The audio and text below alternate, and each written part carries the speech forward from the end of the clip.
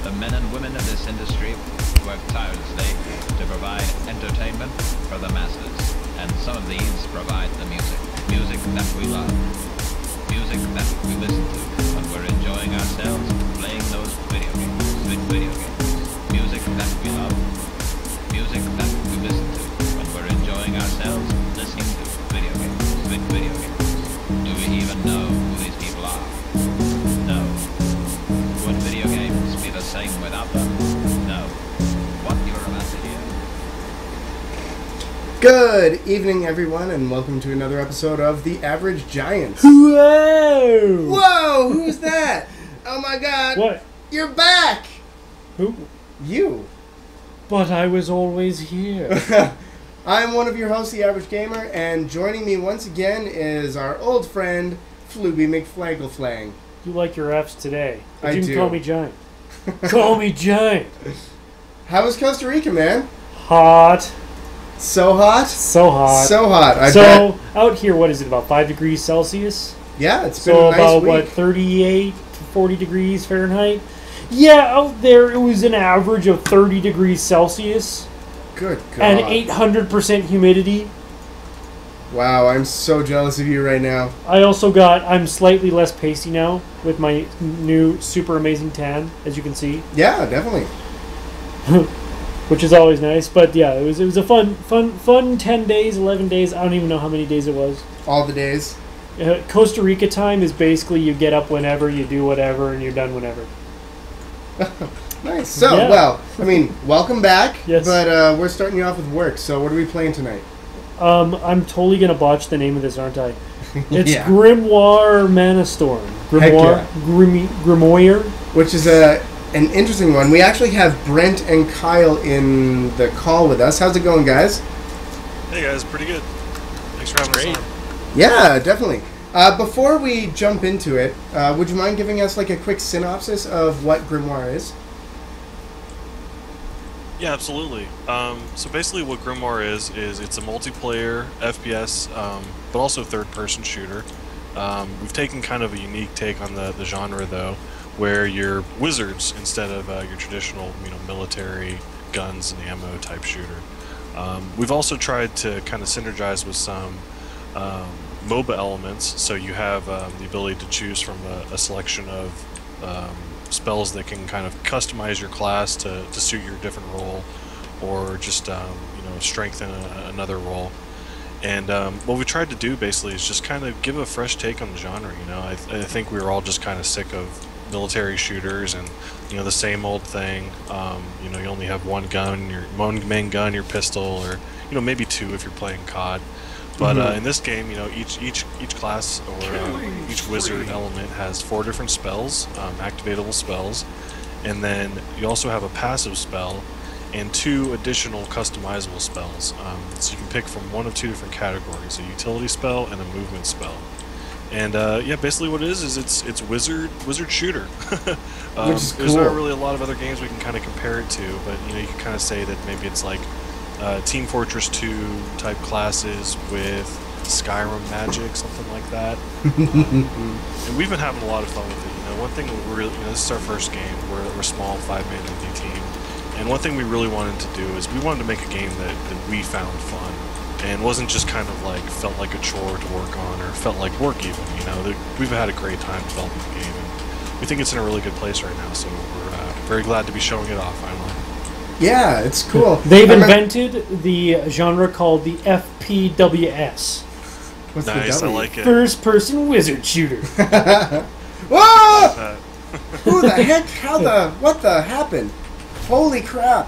Who great googly moogly? So, yeah, could you tell us a little bit about the elements? I know when I first watched the video for this game, it made me think of, like, what would happen if Magicka was a first-person shooter.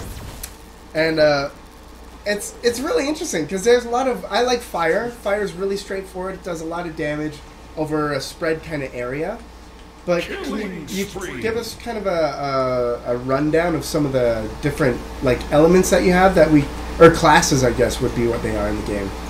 Yeah, fire is pretty much exactly as you described it. It's our medium range AoE class. It's just pretty straightforward, lots of damage.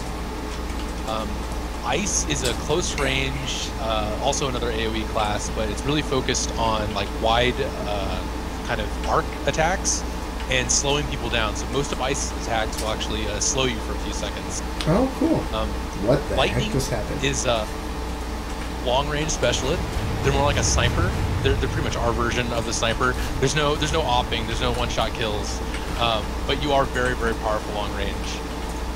And one of the really neat things we've got in for our sniper is actually see through walls after it hits you, so they get some of the wall hack action right after they hit you. Oh, cool. Earth is more of a close range class. They've got some unique stuff. They're pretty tanky actually. Their passive gives them resistance to damage, and they have their ultimate ability will send them kind of flying across the map to wherever they want to go as an attack or an escape.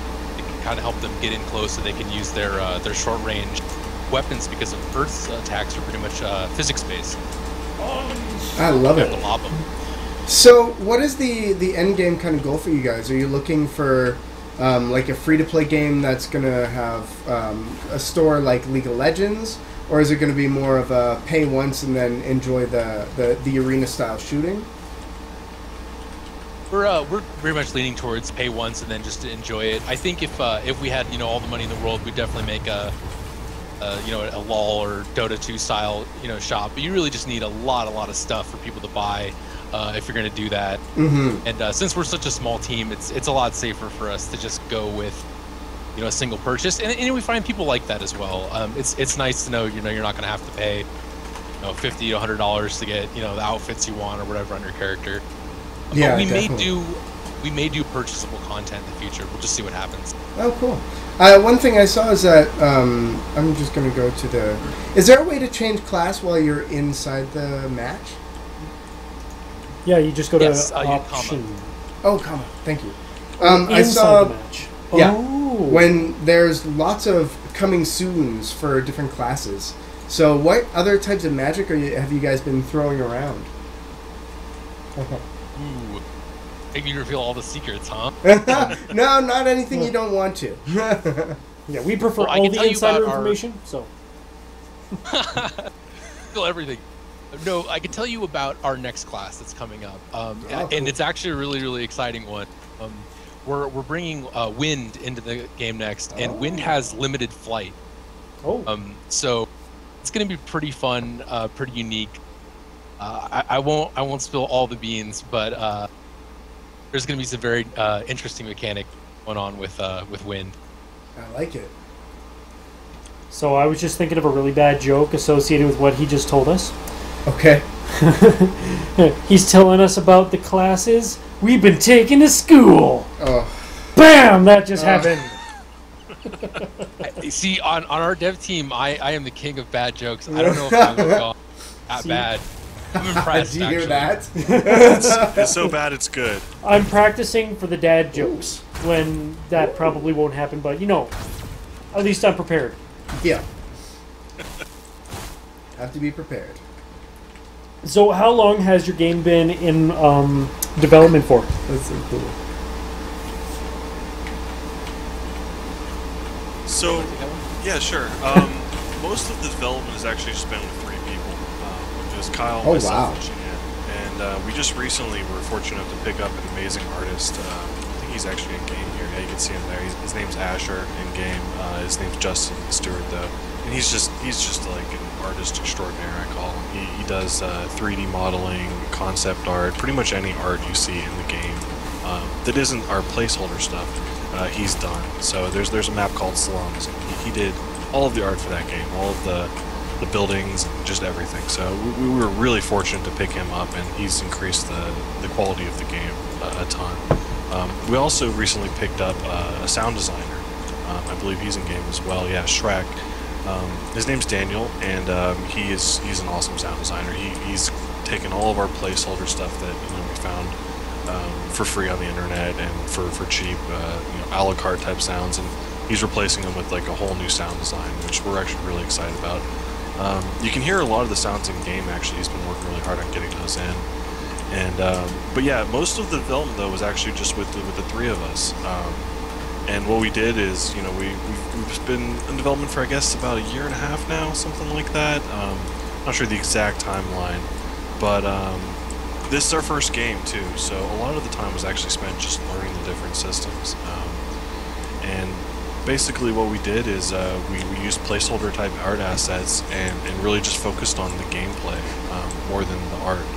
And you know, just recently though, we've actually been replacing all that stuff with more final type art, like you'll see in one of the map called Slums, and some of the spell effects as well. The Nether class has finalized spell effects that Justin actually designed as well.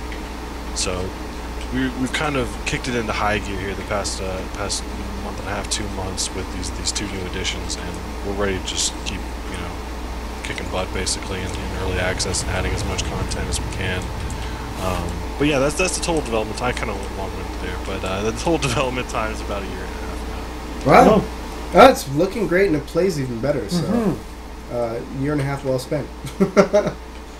Yeah, we hope so. We're like I said, we've been working really hard in the game, and we're just so excited to actually finally be getting it out there and seeing people playing. And we've had really great responses so far. So we're hoping for a really great future for the game, and we're comfortable with it.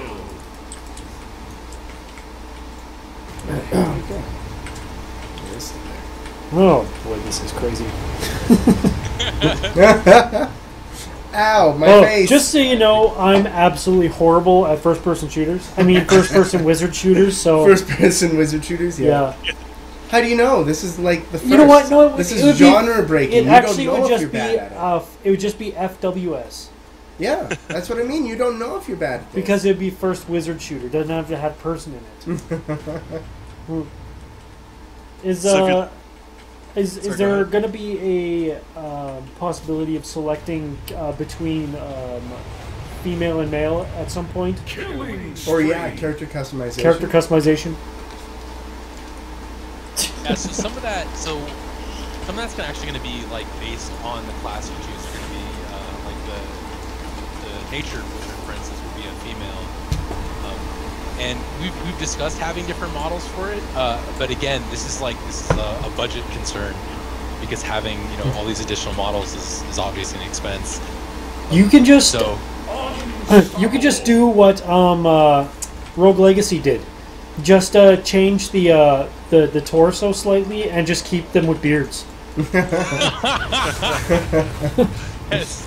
Sounds like dwarf wizards or something. Be like, in this world, everybody has beards, even the ladies. Okay, we're an inclusive bunch here. Yeah, that's great. Look into amazing ways of keeping costs out like that. So, of all the stuff that you have put in, has there been anything in the game that you regrettably have had to leave out? That's a good. Yeah, actually, I guess there is something that isn't in the game. It's kind of regrettable. We have a mode called Ascension, and if you played Smash Brothers, or better yet, for Warcraft 3, it was a Warcraft 3 map called Warlocks. Oh yeah. If you played those games, familiar with like damage as a knockback mechanic? The more damaged you are, the farther you get knocked back. So imagine playing Grimoire on a level where you can be knocked off, and everybody takes damage in the form of knockback. And that's Ascension. Oh, that would sound okay. Are you guys planning to put that back in? Yes, we are. It was very kind of like a. Best way to explain this. It was very minimalist, I guess. Very just like a pared down version of the game. We just prototyped it out, basically. Yeah, and we do want to add it back in with, you know, a bunch more features. We think a lot of people would have a lot of fun with it. It was incredibly fun when we had it in internally. So it'll almost definitely make its way back into the game. Cool. Wonderful. Okay, the next question I have is who did the voice acting? Yes, I'd like to shake his hand.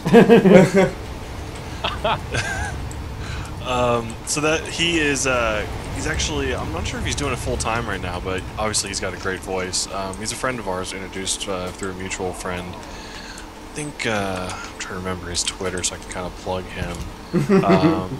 Crap, I'm drawing a blank on. His name is Kyle Johnson, though. He goes by K Smooth, and yes. great guy. He's absolutely a great guy. We're definitely planning on working with him more in the future as well.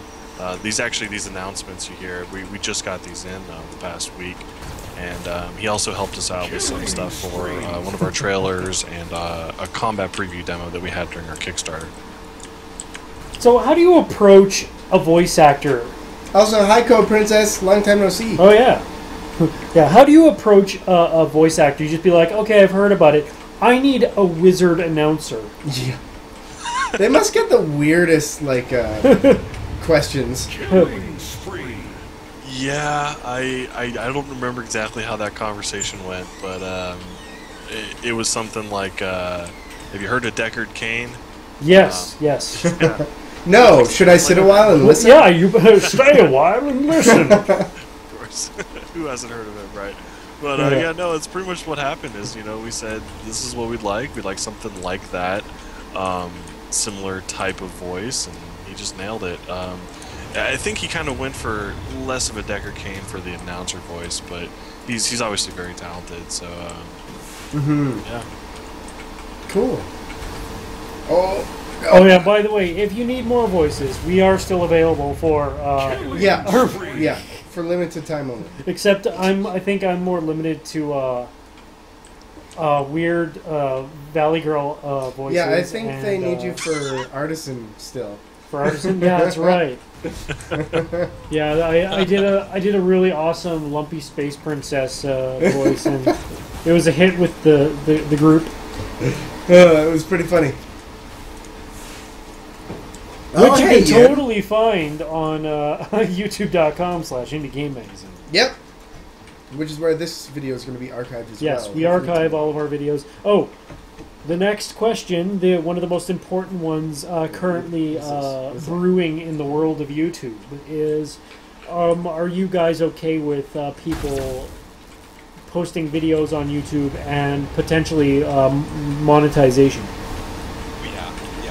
We actually, we've heard that question before, and I gotta say, I was actually really surprised to hear it. Is this like a new issue that people, like devs don't want people recording their games? It's not necessarily that. The problem is that it's just more like it's different per game too, right? Like a Telltale game. When did this start happening though? It was last year, and it became a really big issue because there are the few AAAs and Nintendo that decided that either they do not want any footage of their games being put online, or they're fine with you putting footage online, but they refuse to let you make money. In fact, they believe that they should be making money off of your footage. But like with a game, say with Telltale games or some kind of point and click, the entire experience is going to be wasted on players. They won't have to buy the game if they can watch it online. Whereas a game like this, see the case in that. I assume a game like your guys' game, it's going to be quite the opposite. If you can get more of the word out, then more people are going to want to play and shoot their friends with fire, like I'm doing right now. You're absolutely right. Yeah, absolutely. Encourage it. But yeah, this is a good one. I understand if Telltale or somebody wouldn't want that, but for us, it's great. Yeah, if there's a game that might have only one distinct beginning and end, one distinct ending or one distinct path, then yes, that could be a bit of a concern.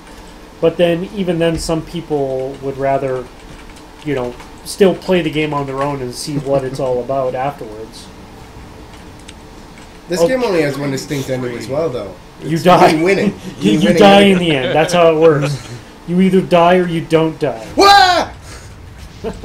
PG. So we have a mix right now of the developers that we're playing with, as well as friends of the Average Giants. Yeah. So I know like Killer PG's in there. My new roommate Spatula is in there. Boris the Dwarf is in there, which you can all see in our Pathfinder shows on Friday nights. The Board War. Yep. So yeah, this is a very good way to lose friends. Yeah. All of these guys are okay with bearded lady wizards, right? Yes. Who isn't? That's just that's a given that everybody. I feel like you're not a human being if you've got a problem with bearded lady wizards. You're not cool enough to be in this group. No. If you don't like bearded ladies. Bearded female femme wizards. Femme wizards. Interesting group criteria. Yeah, quite. Oh god. So what have you been playing so far, Giant? I've been in the lobby. I see. Okay, so I tried Lightning first, and I'm on a laptop that's a Core i5 and 8 gigs RAM, so it's not very good. And for some reason, it started to lag horribly, but that went away, so that's good. And while I was doing that, though, I sucked. Mm-hmm. Then I started to play the Ice Wizard. That's what I'm trying right now. I tried the Ice Wizard, and I sucked. Oh. And then I went back to Lightning because it's long range, once I found out that it's kind of a sniper thing, so I don't actually have to be anywhere near anything to shoot people. And then I sucked. So, it's a learning experience. Learning experience. Yeah, learning experience. Well, I'm learning that I suck. At FWSs. At FWSs. Yes. At least you didn't just assume that, though, and you actually took the time to learn that. Oh, I'm still going to try more. I'm just trying to, keep a little bit of an eye on chat. Because this is a close one, by the way. I know the viewers, if you look at the score right now, it's within about 100 points both ways. Okay, so how does the score work in this game? So our conquest mode is, if you play Battlefield or Day of Defeat or the control point mode, I forget what it's called, it's in Numbers 2, but essentially there are areas around the map that your team wants to control. The more areas you control, the more points you get. In our game, you start off at the control point that is closest to the central one, and that's where you spawn.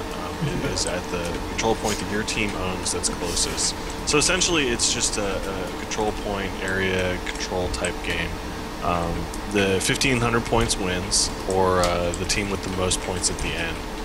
And we still have a lot of tweaks to do with this game mode.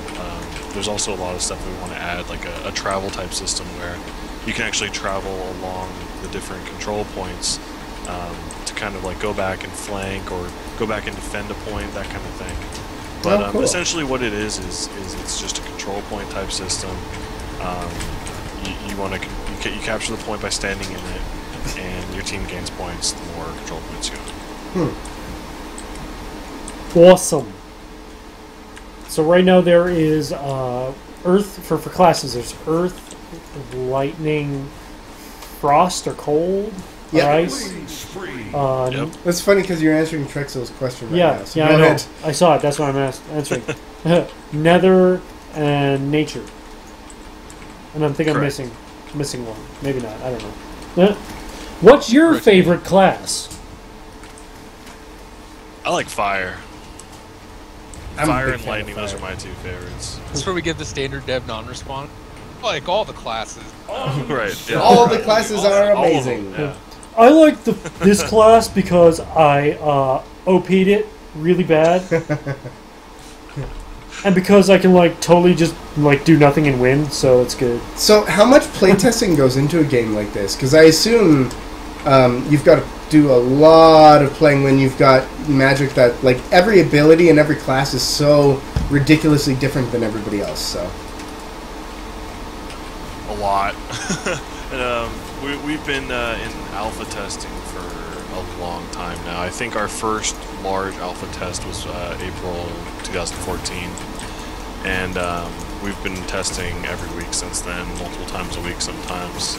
We currently run 3, we call them dev play tests, 3 times a week, where we kind of interact with the community. We play the game ourselves because we think that's incredibly important, especially for a game like this, that we play our own game.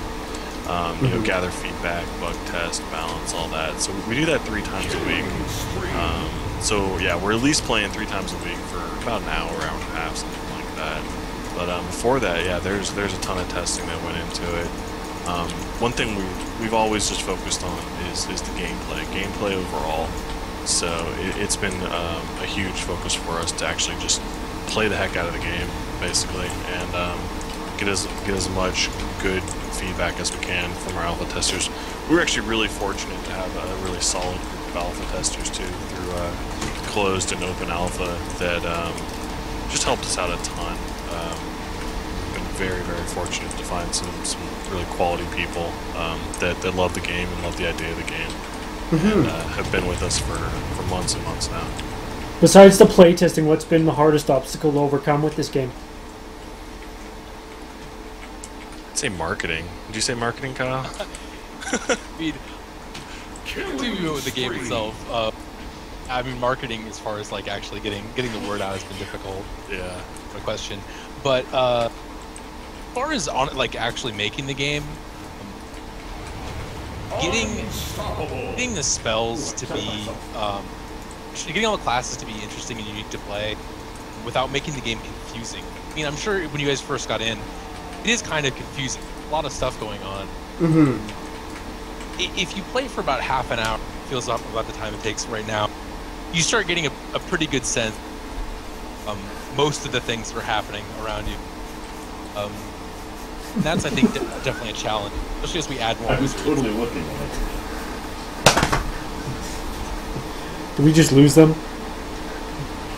Kind of sound like a kind I think we might have just lost the devs. Picnic! Oh, there we go. Hello? Hear us? Yeah, we're good. Did I cut out? Just right at the end, Yeah. unfortunately. Okay, yeah, sorry, I have notoriously horrible internet. It's okay. We forgive you. Where are you guys at?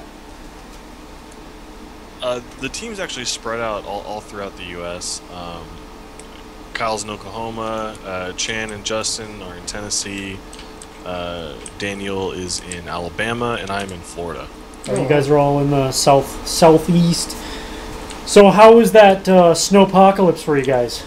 It's great down here. You guys missed the snowpocalypse?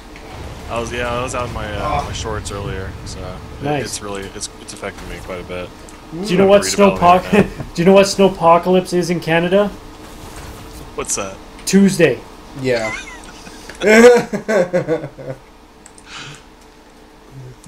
was watching some of that. I don't know if I was at the airport or something. I had a 9-hour layover in Houston, Texas. They were sort of talking about how snowpocalypse didn't really happen, and everybody was disappointed. And the weather forecasters were apologizing for the lack of snowpocalypse. And I saw the pictures of it. I'm like, they shut down the city for like an inch and a half of snow and like Yeah, cold that happened to my temperatures. editor actually over at Indie Game Magazine. His town got like shut down because they had like 2 inches of snow.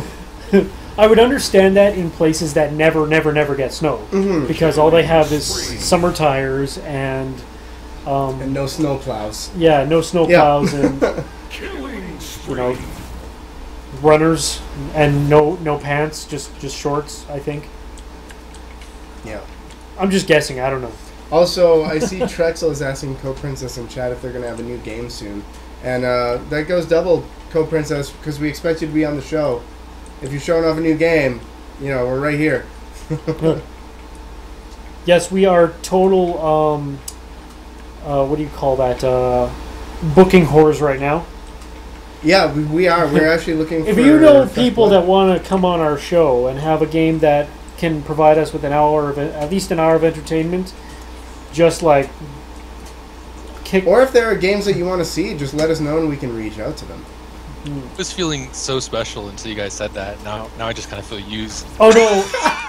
While we are totally using you, and you should feel terrible about it, we still love you long time. So you are our special friend today, and forevermore. Today and forevermore. Today and forevermore. All right. We are like Taylor Swift. We write every dev on our arm and get a tattoo. Okay, let's start doing that. Yep. I'm cool with that. I was gonna ask, where do you guys get the inspiration for the levels?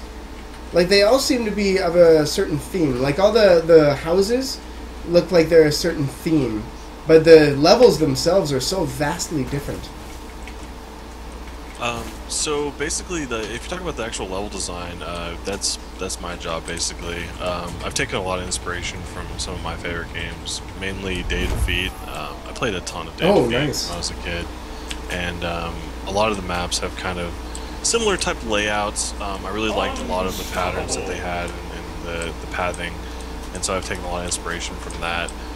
The actual art, though, the art style of the game, that's all Justin Asher in game. He's put out concepts, and we kind of went back and forth with some different stuff. And this one, I'm not sure exactly where he's got his inspiration from, but we've heard some people describe it as a Tim Burton style. I'm not sure.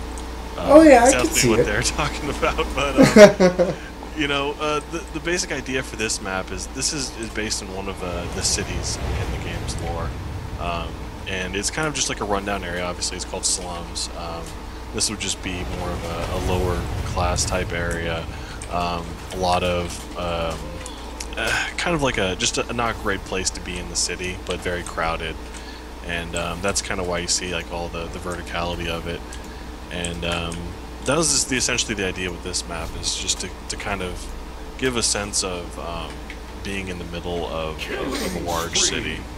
A lot of the other maps, we kind of just wanted to mix it up a bit. We have a map called Market where there's a huge ravine in the center that you can fall off of, and the focus is kind of on that map centered around knocking people off and controlling the middle and that kind of thing. But we also wanted to mix it up so that not every map is going to be great for long range, but not every map is going to be great for short range. There's some maps that are better for either, and some maps that are just good all around. We also wanted to change up the different locations as well, so we'll have a lot of different environments. But a lot of our maps are still using our placeholder art that we gathered from the internet, bought on sale from various sites and stuff like that. So the general art style of the game will follow this map much more than the other ones that you'll see. Temple and Market, those are both using completely placeholder assets still. This one and Quarry, we have some of the newer custom Grimoire Sorry, I just stuff. saw you turn into a rabbit. That's our nature passive. I like it. If the passive's up, I think it can be used every 60 seconds, something like that. But instead of dying, you actually turn into a rabbit, and you have 7 seconds. And if you survive for 7 seconds, then you turn back into a wizard. We want to do a lot of fun stuff like that with the game.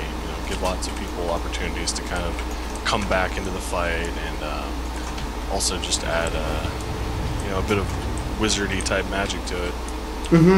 You should put NPCs in this, like just people like standing around like as a normal town, and then you either like you get points or something if you don't kill them, or you lose points if you kill random NPCs.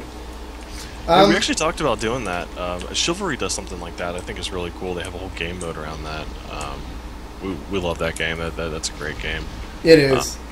We've actually drawn a lot of inspiration from that. It's kind of what we've aspired to be is Wizard Chivalry, because they started off as an indie team and really just kind of came out of nowhere with a great game, and we're hoping to do something similar. Major respect to those guys, though. They've got a great game. One thing I wanted to ask, you've got, like, Nature is a very, very different school in that there's a lot of support in it, as well as the damage and that kind of stuff. Is there any other plans for other types of support classes or spells that will have more of a focus on helping teammates out? Yes, absolutely. Absolutely. We've drawn a lot of inspiration from Team Fortress as well, and I think they do things really well in that game, with each class having different roles. We are going to add another, basically, healer class. Nature has a bit of combat potential as well, so I like to call it a combat healer, but we definitely want to have all sorts of different roles like that, like a pure healer almost, just something that's just almost entirely focused on keeping your teammates alive. We've kind of started to do a little bit more of the switching up from just pure damage rolls with our Nether class, which we just added recently as well. It's kind of a control type thing. If you've played Dota, you're probably familiar with Pudge. He's got his hook, so he throws it across the map, and if it comes in contact with someone, it pulls them to him. We've got a similar spell on Nether with that. And Nether's just all about controlling areas. So yeah, we don't want the game just to be about, you know, you shoot fireballs and people might die. You know, that gets boring. We want to switch up the roles. We want there to be lots of different options and play styles and all sorts of stuff like that. Oh god. So with every developer that we have on the show, we always ask this one question. When it comes to games, every game has had its share of glitches and bugs. Yep. What is the most hilarious glitch that you've ever seen? That's a good question. Most memorable, weirdest, Oh, most horrifying? I think of a couple pretty fun, horrifying bugs as well. One of the funniest that I can remember is the original version of Hook that Nether has, or the grab that Nether has right now. Used to make somebody spin around with their arms T-posed, like a little like helicopter, or just like go in circles towards you with a T-pose, and it was pretty amusing. The other one I have to say, which was kind of horrifying and amusing, which is when we were working on our demo, which had skeletons, so you had AI to kill. The skeletons had a bug when they spawned that they would spawn on each other's shoulders, and so there would be a tower of skeletons. Pretty extraordinary as well. Yeah, I assume when you're working with this kind of crazy abilities and magic and whatnot, there's a lot of room for different kinds of weird bugs and weird situations that you're going to get into. Yeah, absolutely. The one thing that we always wish that developers would do would at least try to get a GIF or something, or a video of the hilarious bugs. Yeah. I think we actually have done it. Oh, Yeah, really? I'm sure we have some floating around. Probably find those, send them over. Yes, that would be It's lovely. confusing. Yeah. So I'm kind of liking nature. Nature's a lot of fun because it's interesting because I like the passive. It's easy to get away, so you're not going to die all that much. I like the fact that it has damage, but I also like supporting people that I know who are better than me at FPS games. So I just let them shoot everybody for me, and I make sure they stay out.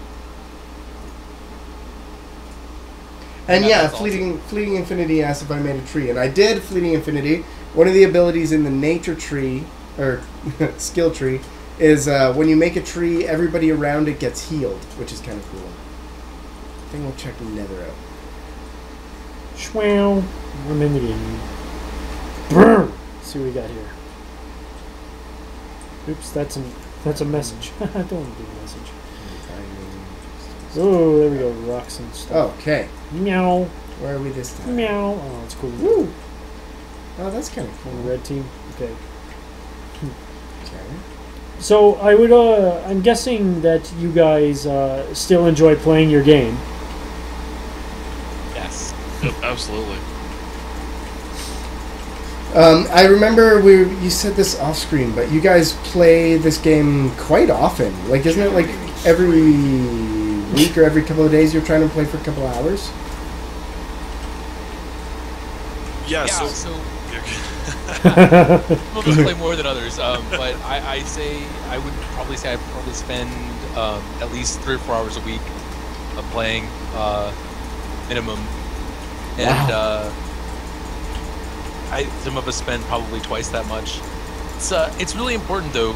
We all know it's really important, especially in a game like this. I know I've played various games before where I get frustrated because I often ask the question, are they playing this game? Are they seeing this stuff? Why are things this way? And it also helps because we see those initial reactions from players who either they get hit by something that they don't understand, like how their character works, and they'll ask those questions, and that helps inform us for what we need to change or what we need to make more clear. So it's really helpful in a lot of ways. Mm-hmm. Killing spree. We actually have 3 weekly playtests where you just come play with us. We're on. There'll be at least a couple of devs in here just kind of playing around, trying to gather community feedback and that type of thing. So We play at least 3 times a week, and you know, one of the really great things about early access is the ability to get that community feedback. So we really wanted to give people an opportunity to actually come and play with us and ask us questions and you know, show us new strats that they've thought of and that kind of thing. And also, you know, help us find the bugs. That's the huge part of early access is we want to get all those major bugs taken care of before we actually bring the game out there to everyone. As well as balance, you know, in a game like this, of course, balance is extremely important. It can really ruin your day if you have a class that's just obviously way better than the others. I think we've done a pretty good job with that so far, but we do have another balance patch coming fairly soon, which should help fix a few of the problems right now. Oh. Oh, my goodness. My roommate is shaking his fist at me because I just killed him. Do we need like an extra webcam up in the top so that we have like the revenge cam basically? We have the revenge cam. Smack you while you're playing. That's what we'll do. We'll have an extra webcam that will just be show us whenever we get up and punch each other in the back of the head. Punch cam. Oh boy. I noticed you've been playing mostly in first person. Have you tried out third person yet? No. Which button is third person? If you hit a semicolon, you'll switch into third person. Oh, I will do that. Then you can see your bro. Your whiz bro.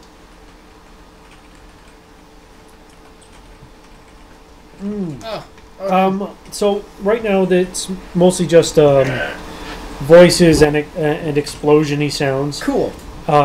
Is there going to be possibly soundtrack added to this in the near future? Oh yes. Got a really great composer, Marcus Sir. If you go back to the main menu, listen to the music there. He did that. He did that song. Oh, okay. He's definitely gonna be working with us more in the future. Triple kill. And do we're you just give? still working on that stuff. And do you give him the sort of the creative control? Like you'd say, I want it to be sort of like a Lord of the Rings style epic music, and he's just like coming right up. Not Yeah, those he's words. actually. Well, that's pretty close. That's We pretty honestly- close. we gave him like this just epic fantasy, right? That was more or less the directive, and we kind of just let him run with it. And the very first thing he came back to us with, we all loved. And we were just blown away, really. Yeah, that's pretty much how it went. So Then he's we're gonna gonna- try that again. Little bird. Then he's gonna come back to you in like a couple weeks and be like, "I made you the most epic song ever." And it's kind of like what Dewey Cox from Walk Hard made with like, "I need 50,000 didgeridoos and a full choir and Yeah. random animal noises." I would like to hear that. There was actually a game one time, I'm trying to... Rift. It was Rift. It's an MMO, big MMO by Tryon. And they had orchestral music, but they had layered it. So they recorded each instrument like individually. And then depending on how intense a situation got between monsters you're fighting or bigger monsters or other people, they would eventually layer in other parts of the orchestra. It was really kind of cool. It's probably the best kind of audio I've seen done that way. That being said, it's not exactly open to indie games. You know, hiring an orchestra alone. Yeah. But interestingly, we have talked about some kind of technically driven music systems like that will change dynamically based on what's happening in the map. Like, if like somebody's pushing towards victory, it might automatically shift to like a more dramatic section of music. It is a really cool effect. I did hear that Danny Elfman is almost giving away his... Almost given away. Yeah, just almost giving it away. Yeah, I'm sure. Because it's Danny Elfman, Yeah. Well, what's he done anyway, right? Struggles to find work, I'm sure. Him and Hans Zimmer both. Yeah. They're just happy to get in the studio again. They have a sign on the corner. We'll conduct for food. I think my roommate's mad at me. He keeps picking on me now. This is what's gonna happen. We're gonna start hearing Grandma's boy type threats. I can't wait till you're asleep so I can punch you in the face. This is what would happen if. This is what it would look like if Mike Tyson fought an infant. Oh, that instant death. Not Mike Tyson fighting an infant. I mean me.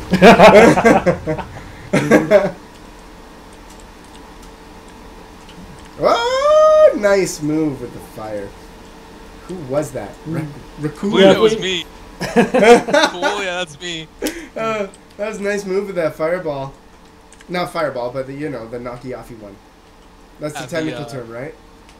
Yeah, the knocky-offy one. Yeah, perfect. Technical term.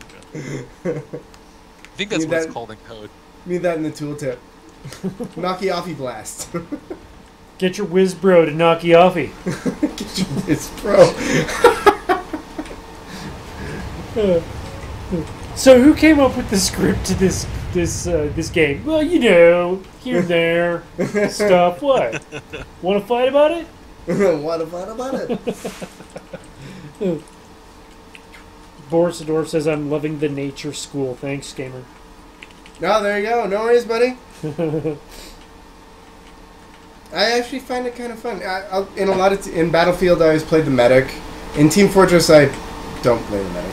But a lot of times I'll play like support classes just for the fun of it, and it's quite interesting. It's like, I don't feel like fighting today. I'll just be behind you guys clicking heal. That grab from the nether just flings you like across the map. Oh, I guess I'm here now. It can be a bit disorienting at first. I'm glad that it physically takes you though, because I feel like if you just teleported like the entire way across the map, it just would be horrible. Not horrible, but yeah. Extremely confusing, yeah. Yeah. So, this is a totally hypothetical question here. Oh boy. If you had the available time and money and resources, would you consider putting in the destroyable buildings? You have no idea. That's that's gonna probably happen no matter what. I want it really bad. Oh, the physics. Does the Unreal Engine help advance that ability a bit easier? It does actually quite a bit. There's a bunch of stuff built into UDK or Unreal Engine that is for destruction. So it's not terribly difficult to implement, or will it be quite the task to undertake? We actually have basic destruction already in our internal build. What we need to do is figure out how we're going to use it and start applying it to the art and making what's called I forget the actual correct term for this, but they're like broken up meshes. Fractured. Oh, okay. Oh, continues in the game. Realistic looking hunks of building barrels and everything else. Yeah, got your two buddies. Shut up. It's definitely something we want, but we're also very focused on the performance of things, and we want the game to play well and feel good, and a lot of people are able to play it, so we don't want to sacrifice too much performance, even though it'd be great to have a feature like that. The whole map couldn't be destructible, basically, is what I'm trying to say. It would be certain parts of the map. You could just make it so that if somebody like shoots at a house or something, just the roof just kind of blows straight up in the air. You just hear, and you just see the roof just go flying into the air and never comes back. Because you know that this is Magicide. because you know that this is a fantasy world. So I mean, you could just be like, well, in this world, Oh yeah. It's when magic. you shoot at houses, they're actually the gravity's kind of wonky in this world. So once you get above about 30 feet in the air, things just kind of fly off into space. Yeah. So try to avoid that because Oh, that's what I. By the way, this is also why I don't make games, because they would just be so utterly ludicrous. That's a good way to say it. Is there any gravity magic? There's a market for ludicrous. Oh yeah. Yeah. I guess that would be called PewDieBait. So Fleeting Infinity in the chat is asking if there's any gravity magic, which there isn't currently, but that's an interesting question to ask about if it might show up. Gravity Wizard! Throws houses at you. I know that sound. That's the we should think about that sound. I gotta stop talking. I'm giving away all the good ideas. At least for the near future, wind is definitely going to be the closest to gravity magic. They're going to have a bunch of stuff that knocks people into the air, things to That's keep so themselves cool. in the air. That's so cool. So what you're saying is that there probably won't be fall damage yet. Probably not. We've talked about fall damage a few times, but right now it's just kind of just really fun to be flying around, and it would almost feel lame to punish people for it. Yeah, I think one of the things that we found most fun about the game is, you could literally just teleport straight up in the air and then, throw a couple spells as you fall down. And yeah, like Kyle said, we don't really want to punish people for playing that way, because we find it really fun to play that way as well.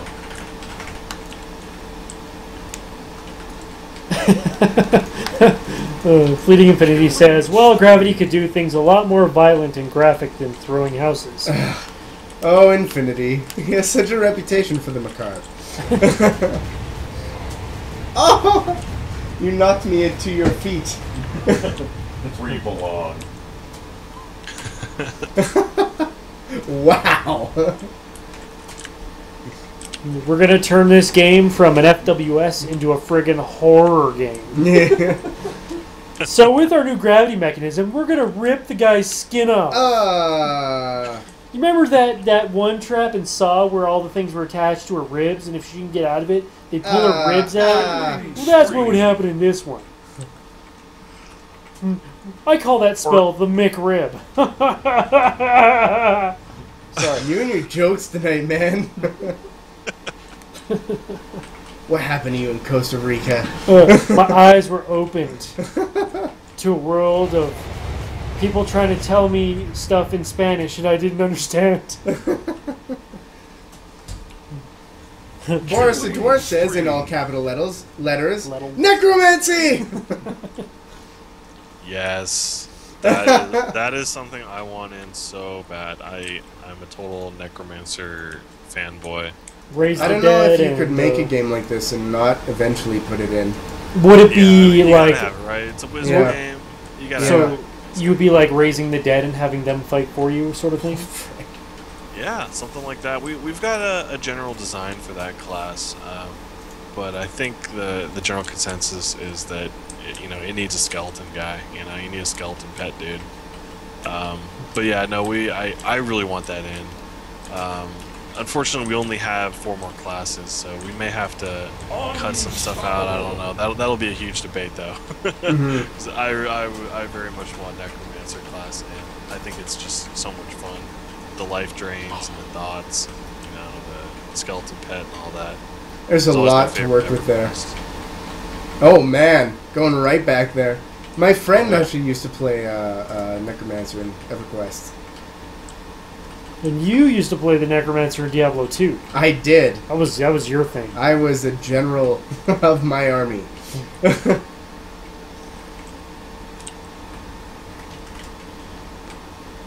Oh, I was about to have a showdown with Peachy. I was running again. Oh, I would have just killed you. Oh. You get the dismissive hand wave. So the next class that they're going to be developing here is the Pokemon Master Wizard.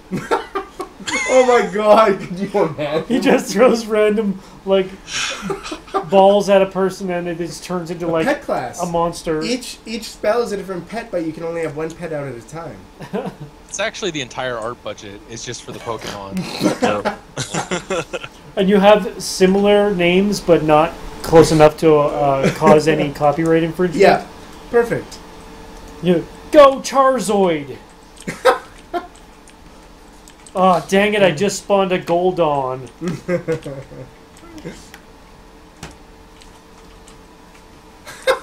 Go Spatula, show gamer who's boss. That's what Boris says.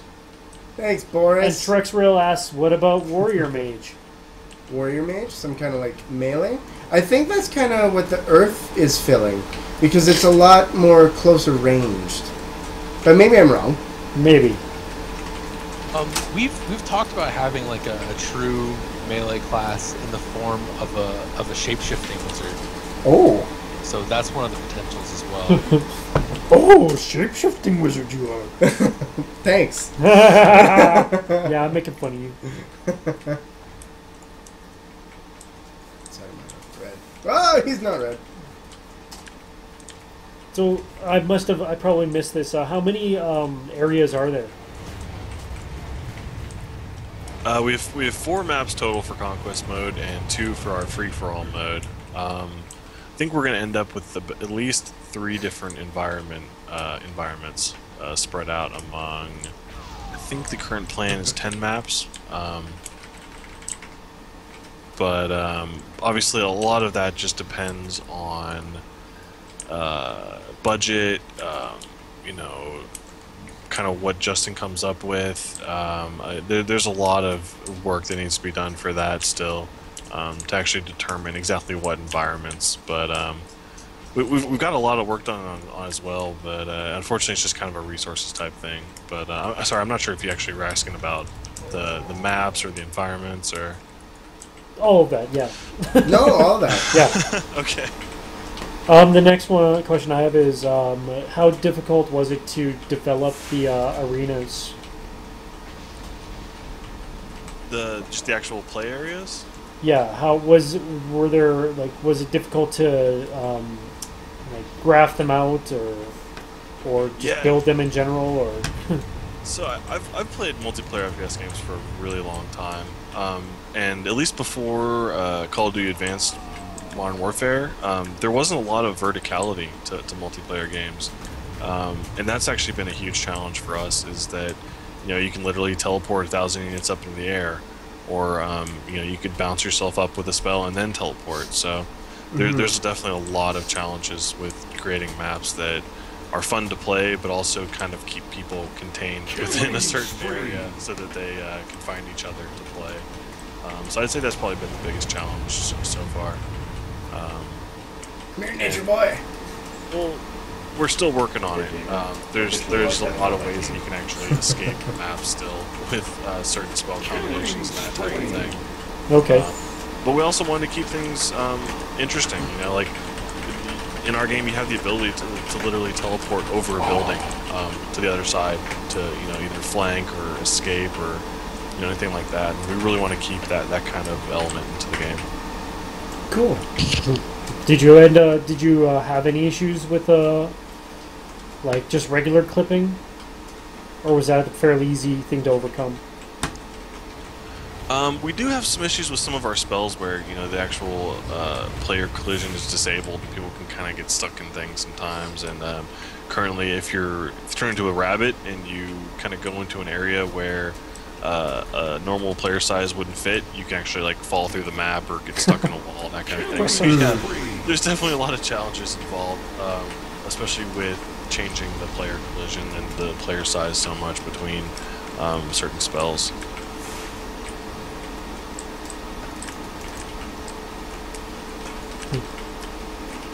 Oh, it's fun to watch this. It's fun to watch. I'm watching it. I mean, my laptop is kind of iffy for a lot of games, so it goes between working really well and then just being a chop show. So Fire and ice, fire and ice. I'm just having fun watching it. Did you find our low end PC setting? That might help. Now the one thing that was going on with the low end PC setting is that when I enabled it, it went really weird. Like, I'll see if I can do a screenshot of it or something, because it's actually very strange. And I don't know if it's just because of my PC or my laptop or what, but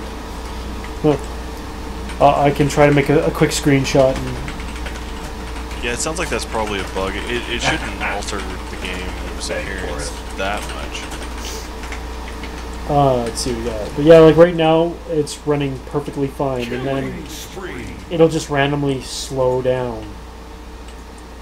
Okay, so... Now Trexel is saying, Warrior Mage! His shield can deflect magic with a time skill, very weak against magic without it. And he could be like a sniper with magic arrows, weak long range, and very strong close range with sword. Where's my paint? Where's my MS Paint? I'm not sure if he's joking or not, but that sounds awesome to me. Yeah, right? I really like the idea of adding melee classes and maybe like archer classes and stuff like that, but we don't currently have any plans for that. The neat thing that what you guys have tapped into here is like you've got so many different directions you can go with it, because like as of now you've got what you want done, but if the game gets really popular, you've got so many places to go for like DLC or expansions or sequels. I really enjoy it.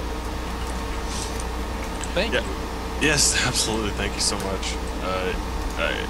I know I've said it before, but we've been working so hard on this game, and it's really great to hear that kind of response from people. Because we've had fun with it, but obviously we're pretty biased. So we couldn't exactly trust our own thoughts on it, totally at least. But yeah, thank you so much. That's great to hear. We really hope that we can expand the heck out of the game. I'd love to just keep working on Grimoire for 5 years. If there's a demand for it, though, unfortunately we can't afford to keep working on it that much without the actual community and market there. But it's definitely something I think we're all really excited about, is the potential to expand the game. More classes, more spells, more maps, more game modes, all that kind of stuff. Yeah. Okay, so I was trying to get it went all wonky on me again. So I was trying to take a screenshot. I go out of the game and come back in, and now it's working on the low end. So it kind of looked like there was a really weird texture, really weird texture in front, like almost like a menu in ahead of all the actual everything. I can't really explain it that well, but it was very odd. But in front of the rest of the game. Yeah, it was actually whatever it was a weird 256 color menu drawing thing. It was very weird looking. I didn't know you could do that.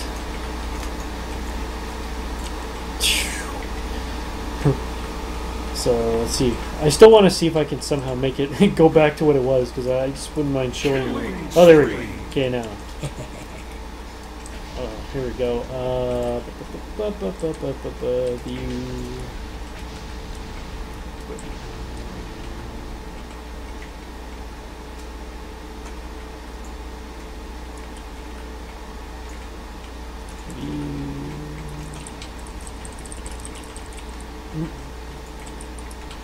You change everything.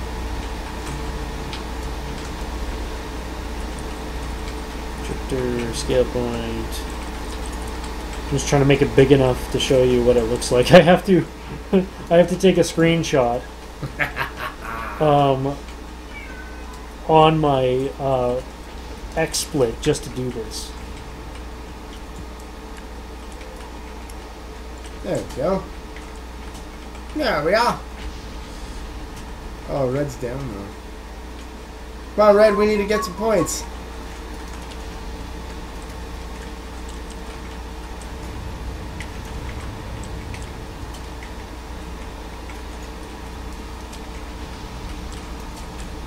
Triple kill. Maybe that worked. Unstoppable. There. Unstoppable. So, aside from Conquest, which we're playing right now, I have a couple other game modes planned. What are those all about? One of them is not even a PvP mode at all. Oh, really? It's actually co-op. Oh. Oh, interesting. The No, go ahead. Go ahead. the idea there is we would be you would actually have 3 teammates, so 4 people, and you would be in a city much like the one we're fighting in right now, only you'd be defending it from waves of attackers and defending different objectives, like kind of like quests basically, while like they come in and will destroy sections of the city unless you can defend them, and basically have to survive the onslaught. That's the general plan for that mode, called Safeguard. That's cool. Interesting. I love the sound of that.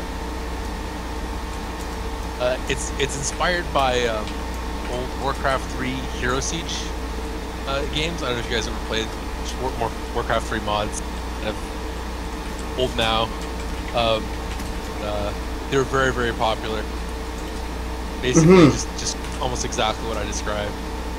You get to pick one of the Warcraft 3 heroes, or some modded version of them, and they just send wave after wave of attacker at you, and you get to buy items and upgrade your hero. In this case, we'd have like wizard upgrade, spell upgrades, all kinds of things, because without having to worry about the balance of PvP, we can do a lot of really fun stuff with like scaling, in-match scaling for power. Yeah, our combat preview demo was actually a prototype of that mode, and I think I probably played that at least 50 hours, and I had a great time with it. So I'm especially really looking forward to when we can finally get that in. It's a more relaxing type game mode. It's not so much about like competing with other players, trying your hardest and all that. It's more of a casual, laid back type thing.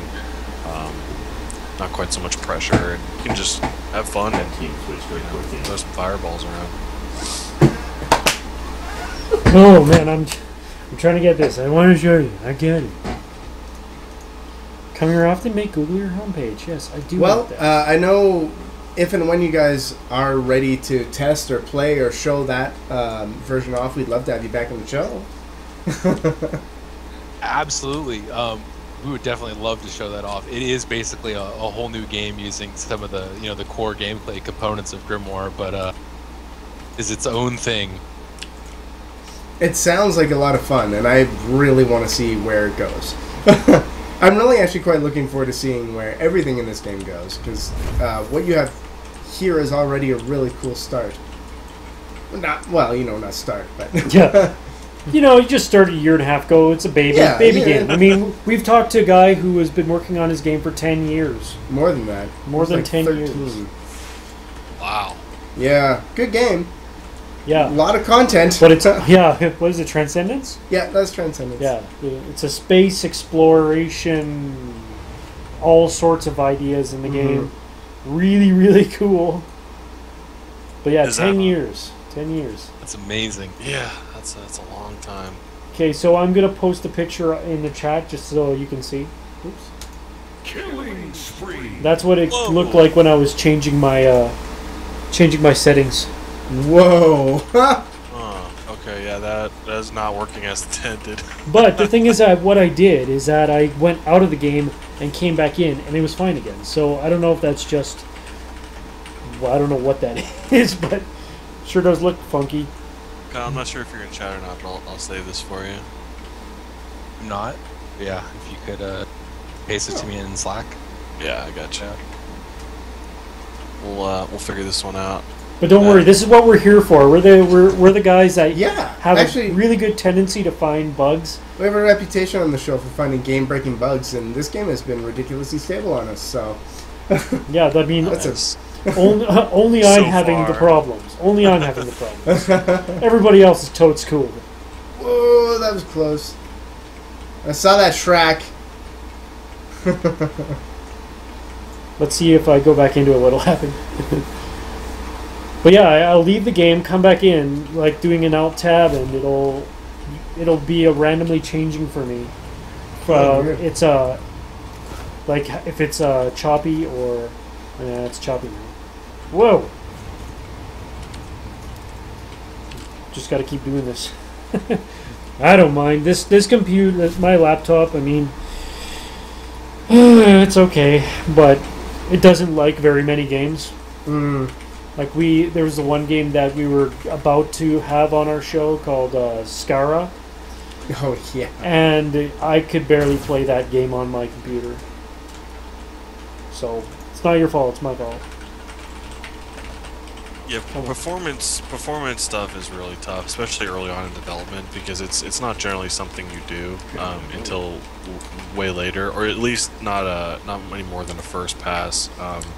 This map we're actually playing on right now used to have really bad performance issues, but we've previously, or since then, we've got it kind of fixed up a bit, so it should be much better. But there's still a lot of performance tweaks we want to do. You know, one thing that's really important to us is that as many people can play the game as possible, you know, while also making it not look terrible.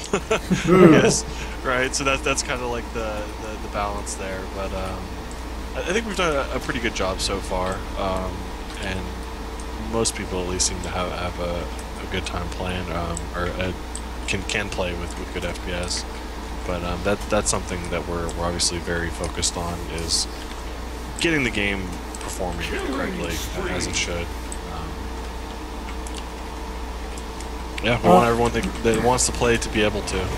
Yeah. Yes. And I imagine that's usually pretty hard to balance. Oh well, all the different types of computers out there, and yeah, I'm sure that's why like trying to get Xbox, PlayStation games are a bit easier because it's one set of specs. So. Yeah, I actually worked at Blizzard before I came here. Oh wow! And really? Yes, really. What'd you do? Anyway, was a automation engineer. Anyway, sorry, I fangirled for a second. No, I didn't do any exciting stuff. Make any raid bosses. I wanted to. Wasn't in the cards. But they actually had a enormous compat lab, just dozens and dozens of different systems, different installations of Windows and Macs, and pretty much everything you can imagine for testing out the games on different systems, and coming over, you know, to like indie style land. You know, we've got our dev computers, and that's pretty much it. Yeah. Yeah, I imagine that. I mean, you know, the wonders of AAA. Oh. That's got to be nice when you're like, oh, I wonder, you know, is this going to work on Windows 95? Yeah, I'm not gonna lie, I really took it for granted. I think that's why it's so great to have stuff like early access. You know, like even just 2, 3, 4 years ago, you know, like something like this wouldn't even be possible to make as an indie. But with the ability to get community feedback and bug testing and all of that, and it actually is making a game like ours possible with a team like ours, which is it's just so cool. I love indie games, and it's awesome that there's going to be so many more options available. I know a lot of people aren't happy with how some of the bigger companies and developers are handling some stuff. So it's good to see there's alternatives out there. Yeah, definitely. Well, yeah, the biggest issue right now in the gaming industry is there's been they've changed it so that instead of DLC adding and expanding onto the game, it's now officially there to make some extra money on stuff that was already there in the first place. So. Yeah, you certainly won't have to worry about that with us. I mean, the idea that we would like remove Nether class and then charge people for it is insane. That's just that's totally, absolutely insane to me. So you certainly won't have to worry about that with us. Yeah, I don't want to, sling any dirt or anything, but I definitely I do not like that in games. That's very frustrating to me that there's day one content that you have to pay extra for when the game itself is already so expensive. Yeah. Unstoppable. Oh yeah, I love being able to see through walls. How neat! Here, bunny, bunny. Here, bunny, bunny. Cheater. No, it's something that the Yeah, I lightning know. does.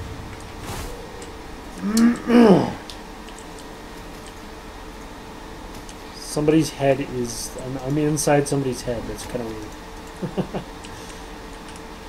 Do you guys Oh, play yeah. many? Do you guys see many FPS indie games? Play many? No, we had one a little while back called Solarix, which is a horror game. That was like 3 weeks ago, wasn't it? That was before you left. Yeah. But no. Oh, and I guess Phantasmal. Usually when we see first-person games, they're all horror. That's only because I try to aim for horror games just because I love them so much. I do find though, like with what happens with YouTube and that kind of stuff, because horror games are so popular on there, that it kind of when you're trying to think of what kind of indie game should we make, it's easy to go to horror. It seems like you can do a whole lot with very little. Mm-hmm. That genre. Yeah, definitely. I definitely agree with that. You know what? I'm not gonna say anything because I just realized there's Rekul in the chat with me. What? What? No way.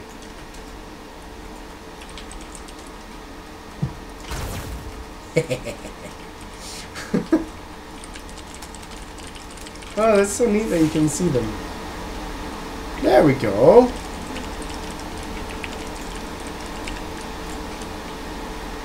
Oh boy. Oh, all the fun stuff. All the fun stuff. Alright. Fleeting Infinity says, I hate the way DLC is done now. Yeah. Some people do it right. We know a lot of developers, and we know a lot of indie developers that do DLC just perfectly. Mm-hmm. Yeah, definitely. Nope. Yeah, it's definitely, it's not like you can't just make a blanket statement and say DLC is bad, There's definitely lots of ways to do DLC fairly. I think that's something that we're considering in the future, cosmetic type upgrades, that type of thing. I think as long as you use DLC as an expansion, I think that's kind of like the best way to use it, at least personally. We were speaking about Transcendence briefly, and he did a really neat thing. He made his game free. The main game is free, which is like 200 hours. Yeah, this is the developer that was working on it for like 13 years. And the thing, what he did is that he made it so that all of the expansions and downloadable content were what you'd be paying for. So you had a huge game that you could play for hours and hours and hours for free. But if you wanted more stuff, he also only charged about $6. But I'm not saying that someone has to charge that little, but the fact that he found a way to be very different and kind of cool about it. And some AAAs get it right too. Like if you look at what Borderlands does with every game, I think they do that very well. They have lots of content come out, and it's usually really good content. You get what you're paying for, at least. I definitely like Borderlands DLC. A lot of fun with their DLC. Yeah, definitely. Now, speaking of all that one that, where you're in the desert. Speaking of DLC and all that, so currently the game is in its alpha state, and it's kind of exclusive right now while you're trying to get everything dealt with. Or is it currently available to people who'd like to play it? No, it's not available yet. But that is a question I wanted to ask about when it is available. What are the platforms you guys want to put it on, and what's the price point going to be if you have a rough idea yet? Well, we actually just became available last week on Steam. So we just launched. It was the also known as the most quiet indie launch of all time. Yeah, definitely. And We're actually planning on just kind of slowly building up the game in the community in early access, and then doing like a major launch when we go full release on Steam. Oh, that's cool. So if people want to pick it up, we do also have. We're going to be giving away a copy. Oh my god! Two. I'm okay to link your store page. Absolutely, yeah. All right, I'm gonna do that right now. Yeah, that'd be great. Welcome, boys. You know, one thing that we really wanted to focus on is just keeping the price fair, and so we want the price to reflect the amount of content that you have in the game currently. So the price is at a lower point right now, but we will be increasing it as we add more and more features throughout early access with a final price point for the actual full release. So you know, if you think the game looks interesting and you like the potential of it, you can pick it up at a pretty steep discount, pretty much all throughout early access. Right now, it's currently $13.99 Canadian. Yes, $12.99 USD. 80 elf. Which is a very, very fair price. That's one of the good topic of conversation for most games out there. The starting price point. It's always a hard one because you want to be, you want to actually be able to eat, but you don't want to make people. You don't want to make people alienated by charging too much. So, I think we've determined that around $10 to $15 is.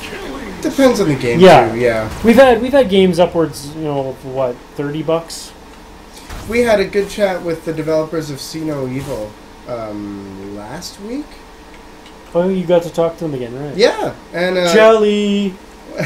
Gabe was in chat, and his game's been out for probably 6 months or so now. Yeah. He said one of the biggest things that they did that was different was they dropped the price. They halved the price, and after they did that, sales started raining in, but they dropped it to a price that originally they wouldn't have felt comfortable with. So it's interesting to see what you have to do, and it's probably one of the hardest questions I find that developers have to ask themselves of what their game is worth, not to them, but to the public.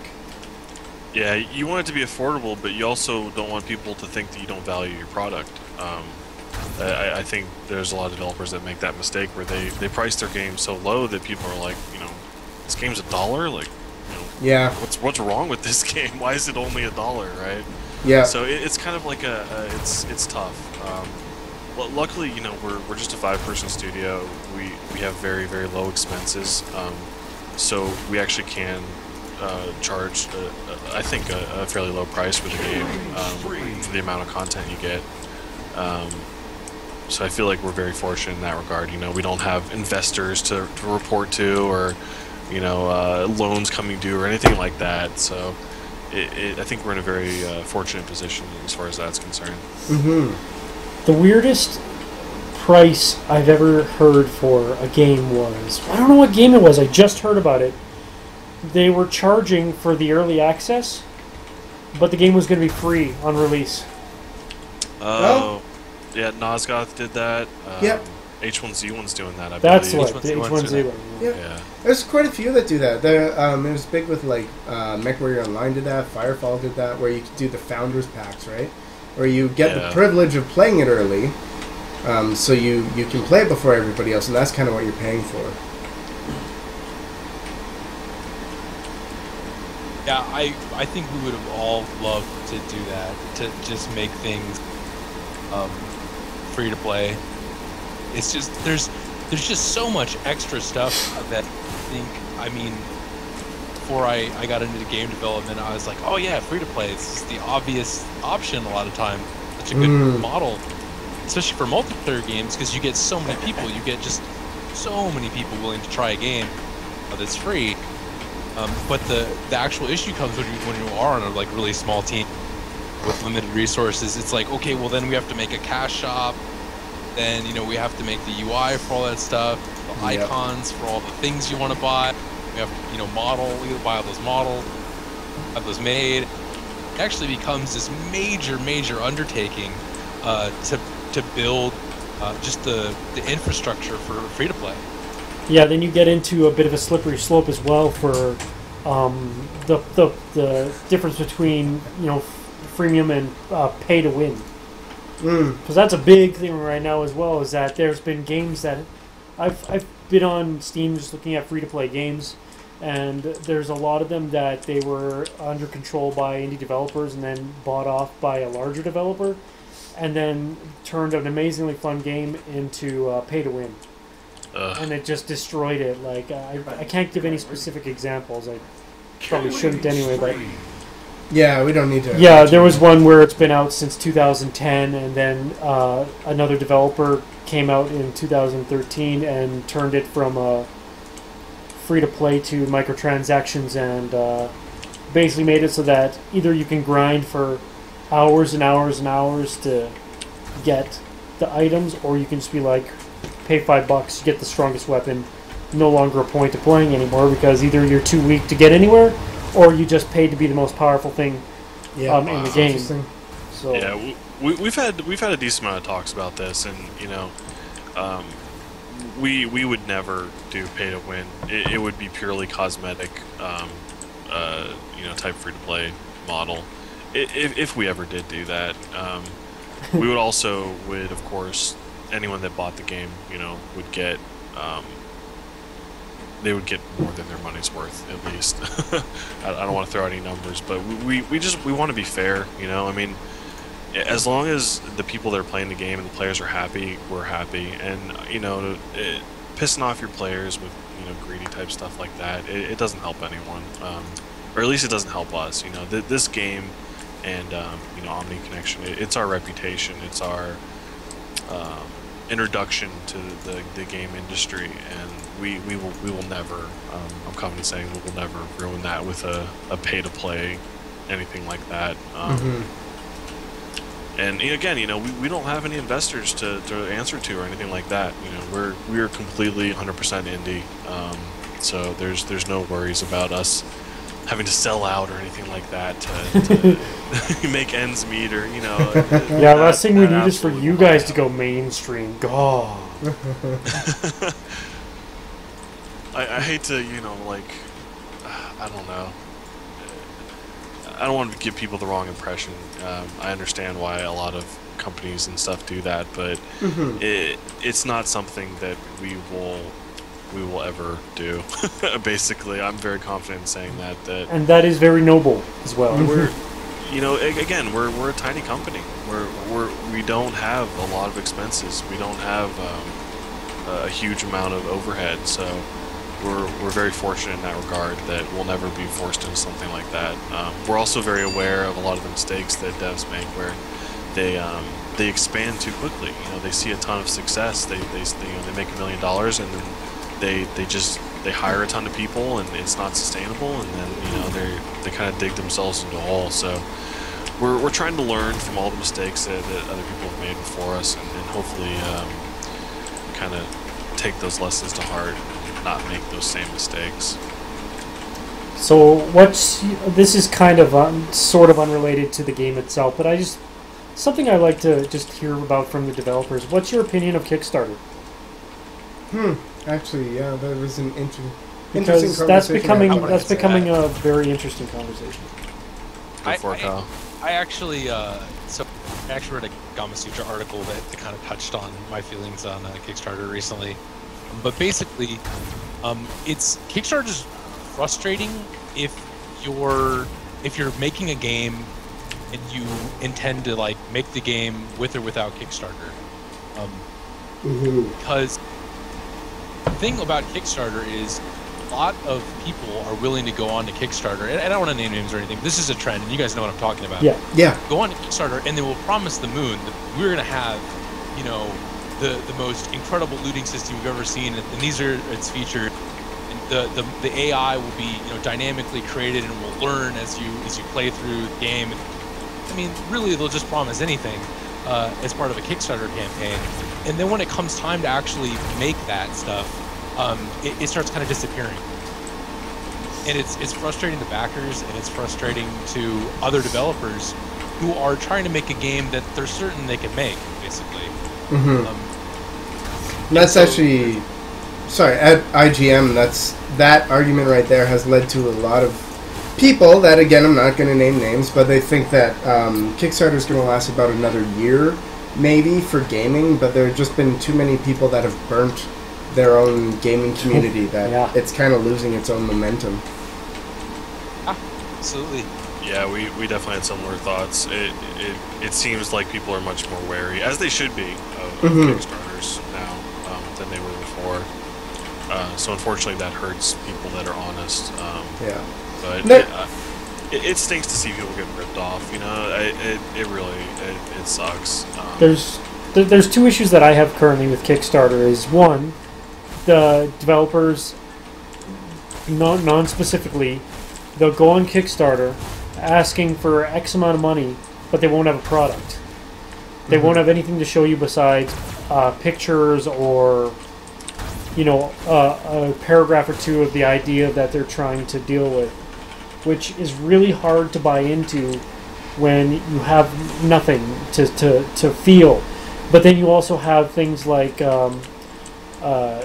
was it Yinyamina and Trexerol with their game, where they had a friggin' great game that had everything you needed just from the beginning. Like, well, we were playing the demo, and we hadn't even made it through the demo area after 2 hours at least, and then on with Kickstarter, you know, they did everything they could. They still ended up succeeding, but on a bit of a smaller scale. And it's like those are the two things that just kind of get to me. That there are some companies too. Like anytime I see Harebrained Schemes is coming out with a new Kickstarter, I'm there. I'll buy into it, and that's the Shadowrun guys. Right? Yeah, and they just had I loved it. I love their board game. I've got Golem Arcana just out off screen right now, but they just had Shadowrun Hong Kong finished today, or no, in like 24 hours it's finishing. They had a $100,000 goal, and they're at nearly 1.1 million right now. So, for some people it works, but like they're already established, and they got in there early. They got their first Kickstarter 2 or 3 years ago, and so they've built this community. So one of the things that they're saying in chat is that it's really important to have the community going in with Kickstarter first, and I think too many people try to use Kickstarter to generate their own community, which is really not going to help you at all. That's the same with the Oatmeal card game, Cat Explosion Cats or whatever it is. Kind of a neat thing. I don't know what the exact name of it, but it was created by one of the couple guys, and one of them is from the Oatmeal, and they managed with 21 days to go in their Kickstarter, they raised $4.5 million through 116,000 people.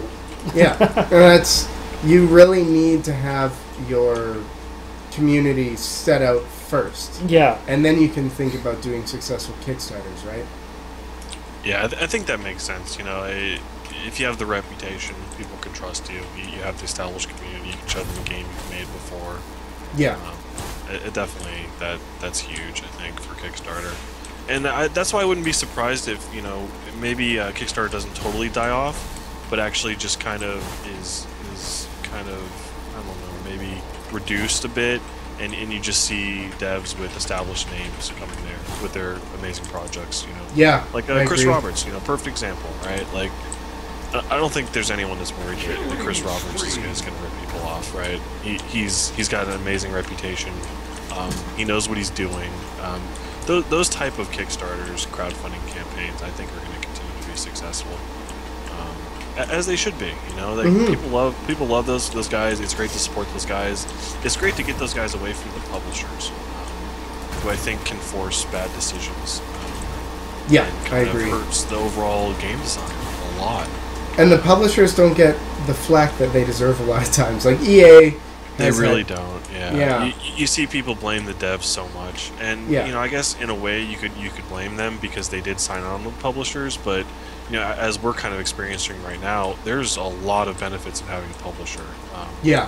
We've been having a heck of a time getting attention for our game, and you know, publishers can open a lot of doors for you. Yeah, so very true. It's definitely it's a very complicated issue, obviously. But I do feel like the publishers kind of get overlooked in the whole thing.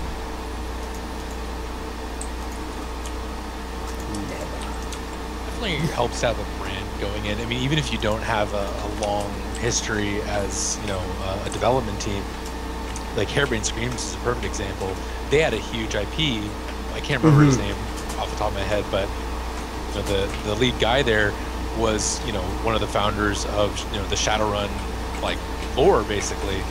So he had this extremely well-known pen and paper RPG kind of, you know, help just instant community basically.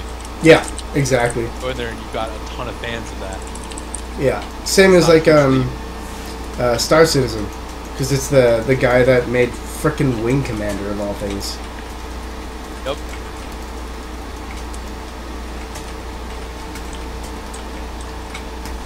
Oh, bunny, bunny. Here, bunny, bunny. Here, bunny, bunny. Trying to get these guys to make this be Chris Angel's Grimoire. Didn't go over so well. Yeah, Mind Freak. I've seen that not work as well, actually, because that's the Kingdoms of Amalur. They had Todd McFarlane writing it, and they had no, not sorry. They had Seth Todd MacFarlane? McFarlane doing the art, and they had R.A. Salvatore writing it.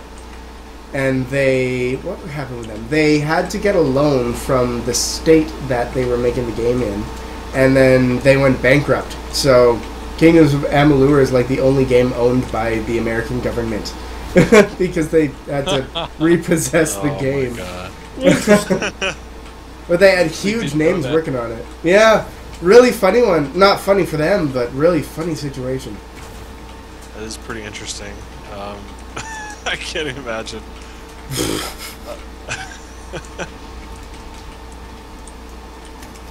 They could totally put at the beginning of that game the whole like that FBI warnings as winners don't do drugs. I was thinking that.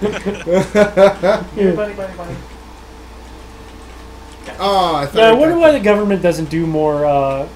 Anti-drugs? No.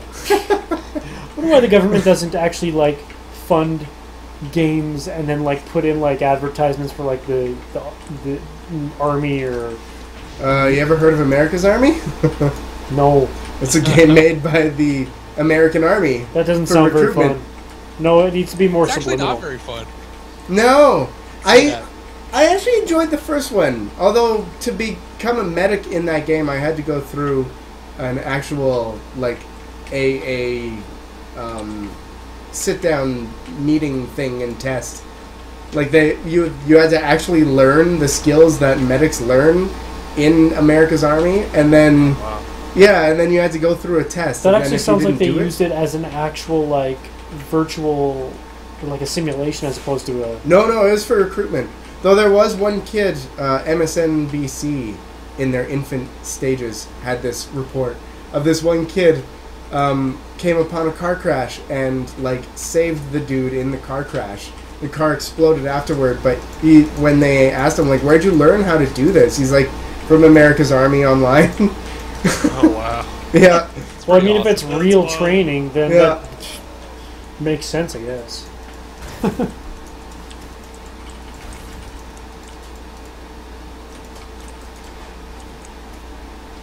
Oh boy. So I'm actually glad I've been able to talk this much lately, because I got back on Thursday night, and my mind is still fuzzy. A little bit tired. Considering that I've had at least 7 hours of sleep a night. Tell us about the flight to Costa Rica. Like to get from here where we are to Costa Rica. Okay, 'cause this so- is ridiculous. Yeah, because I just came back from Costa Rica, a place called Pavones, and it's basically almost as far south as you can go in Costa Rica. But in order for us to get there, we left on on Friday at 3 o'clock to go to the airport, and our plane left 7:30. So plane leaves 7:30. We arrive in Houston, Texas, the Houston airport, at what was it, like 11 something? No, 11 or 12, something crazy like that. And we had to pick up our checked luggage because we had a 9-hour layover, or an 8 or 9 hour layover.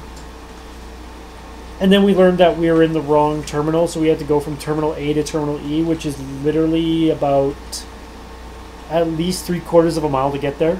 Good lord. Yeah. And of course, everything's shut down now because apparently the Houston airport actually shuts down between, I think it's about 10:30 and 4:30 in the morning. So it took us a good, I'd say 20 minutes, 25 minutes to make it about halfway through. But anyways, fast forward to the 9 hours after waiting at the Houston airport. We get onto their second plane, which takes us into San Jose, Costa Rica. From there, we had to take a cab from the airport to the bus station, which is about 10-15 minutes. Then we take a 6-hour bus from San Jose to Paso Canoas, which is on the border of Panama. And then from there, we had to take an hour and a half cab ride from Paso Canoas to Pavones. So how long all told?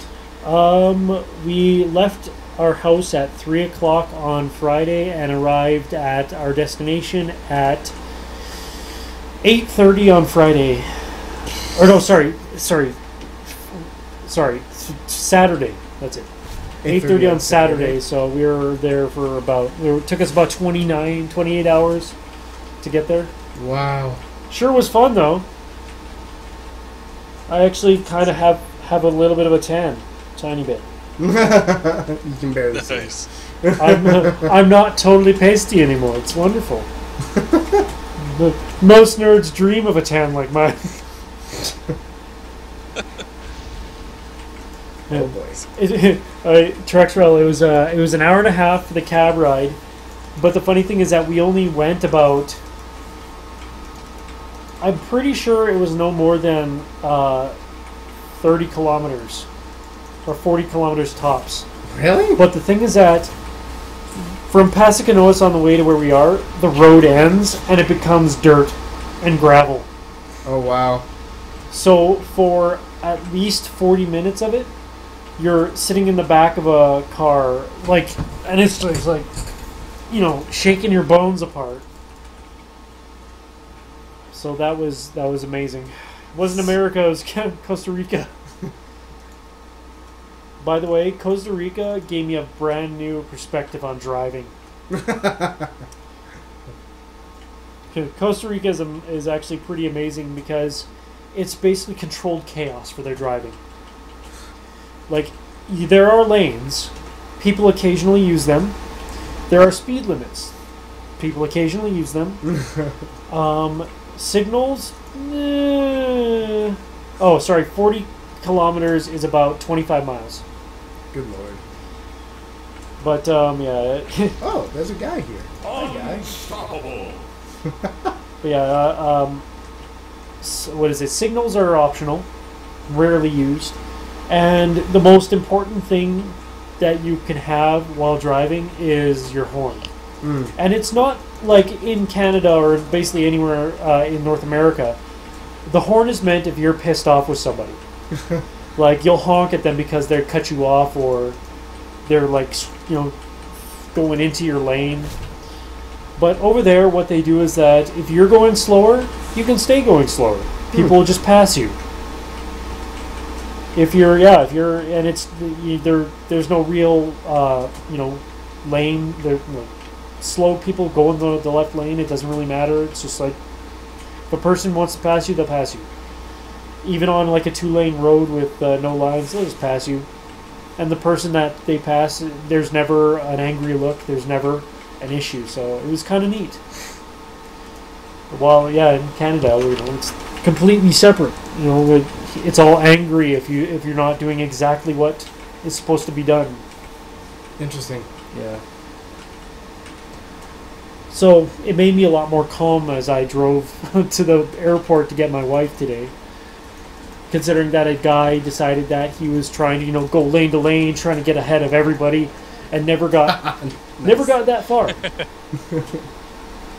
And he ended up trying to get back in the fast lane where I was, and he didn't want to wait for me to go by, so he just decided to start pushing into the lane and then signal.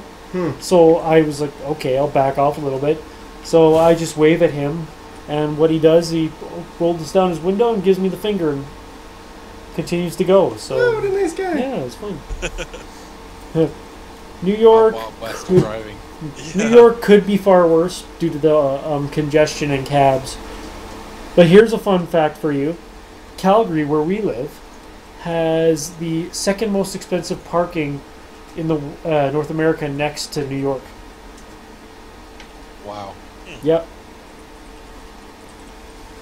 But One of have those- you heard of the Russian campaign to stop like crappy drivers? Yeah, the stop a douchebag or whatever it is. Yeah, exactly that. Yeah, I heard about that. I watched a couple episodes while I was in Costa Rica because they had Wi-Fi, surprisingly.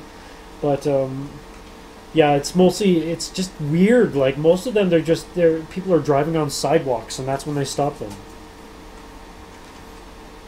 And that was quite funny. I would love to have those stickers. Actually, they took my idea. I don't know how long they've had it, but I've always had this thought process that Can you go onto Twitter and retweet what I just put? yeah, Thank you.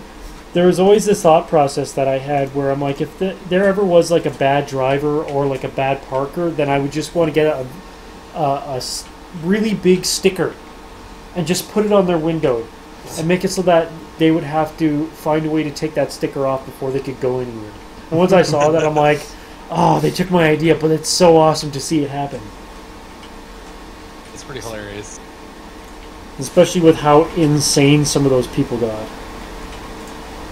Really crazy. People will just, I don't know, they just don't care, I guess. They're in a car, they can do anything. There was the one guy who They were driving tanks. There's the one guy who pulled out his gun because these guys were stopping them, and he ended up calling the cops and ending up having to apologize to the guys. Retweet. You see what I tweeted? Yes. Don't say anything. No, I'm not saying anything. There's nothing being said other than awesome. Awesome. Am I red? Awesome. Winning. The worst driving Fleeting Infinity has ever seen was in Baltimore. He'd rather drive in New York than Baltimore. Calgary is actually pretty good for people driving. It's getting worse, but it's still not bad. Although the other problem with Calgary is that it has I think it's either first or second in North America for urban sprawl. Like the actual land mass, or the area covered of Calgary is either the biggest or the second biggest individual city in North America. So for us, like to go from the very south of the city to the very north takes around, I'd say, 25 minutes. Like if you're just going right through, it's about 25 minutes. We have a fun city. It's fun.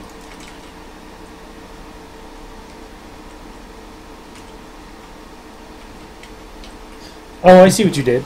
It's subtle. We already have a winner. Yeah. Hot dog, we have a wiener. So Infinity, once the show's over, I'm gonna give you a key to the game. That's your real name?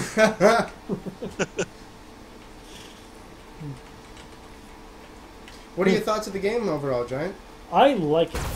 I mean, for the amount that I was able to play with my stupid ass laptop, it's very fun. I mean, it's for me. All these games are incredibly difficult because I suck at them. Like, I don't think I got a single kill in the time that I was playing. I had a score of -1. Oh, really? Yeah, Oh, nice. I had a negative score. That's how awesome I was. I didn't even know you could. Yeah, well, I'm sure that I'm the first. But You get an thanks. achievement for that, actually. yeah, you should Yeah. get an achievement for negative. Thanks for testing that out, buddy. Wow, did I really almost take a 3 of you? But yeah, it's a very different idea. That's what I like most about it, is how unique this is. It's so cool for the gameplay. Like, I'm a big fan of arena shooters and this type of game, and I love the twist of making it with mages, and just the amount of abilities and features that you guys have in the game has blown me away. And the fact that there's going to be more. It's just going to keep going. Which means that we would love to have you guys back on the show when there is more. We would definitely love to come back. I think the most exciting things coming up are going to be the new game modes, maybe when we get a few new classes out, and also the class customization, because if you think the spells are neat now, just wait till you can start tweaking them. Tweaking them? Oh, yeah! Need me some of that. I'm going to divert all my armor points into my kill people points. So that I can just... Yeah, what? More damage, you said? So that I can just throw death at people. More damage is good damage. I want the ability to pick up for my wizard to pick up another wizard and throw it at a third wizard. Gravity powers. Everything can be answered with gravity powers. There you go. No, I was thinking more like a hammer throw, like the chain and ball thing that they spin around with. Oh, totally, but with a wizard on one side. Yeah, with a wizard. Nice. You get to you get to grab a wizard, attach it to a chain, and then just start spinning around. How are you not like a concept guy? How are you not a concept guy for some game development? I am a concept guy. I just say it here and they take it. I've already you already talked to the dudes about having their robot dinosaur, their laser cannon dinosaur being in every level for some reason. Although Infinity just went up to you. What? Why only put one wizard on the chain? Why not make wizard chucks? Wizard chucks? Oh. Well, you'd have to grab a second wizard. I know you have to have a wizard that can clone himself. Yep. To make weapons out of himself. Yep, you'd need to. Oh, you stupid buddy! Call him the Myth Wizard.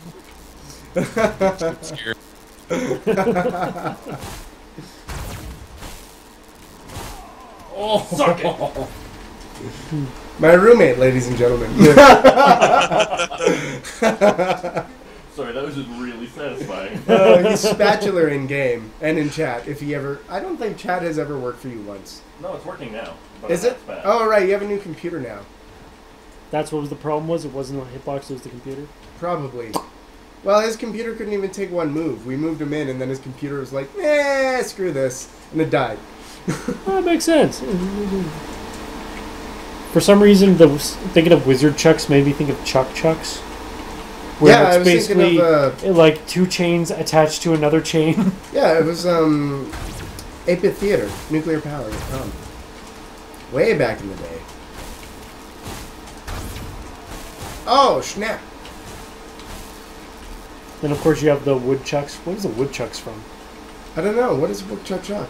No, it's not there. No, the woodchuck was two pieces of wood attached to a chain. How about Gopher Chucks? Gopher Chucks from Chucks. what's that movie called? I can't remember. Something Kung Fu or Kung Pao. Kung Pao. That's it. Yeah. To the fist. That was such a screwed up movie. Oh, we loved that movie growing up. Yeah, that's your classic ridiculous movie right there. Yeah. What's his name? What was the Lucy bad guy's or name? something? Like Diane? Now I gotta look this up. Call me Diane.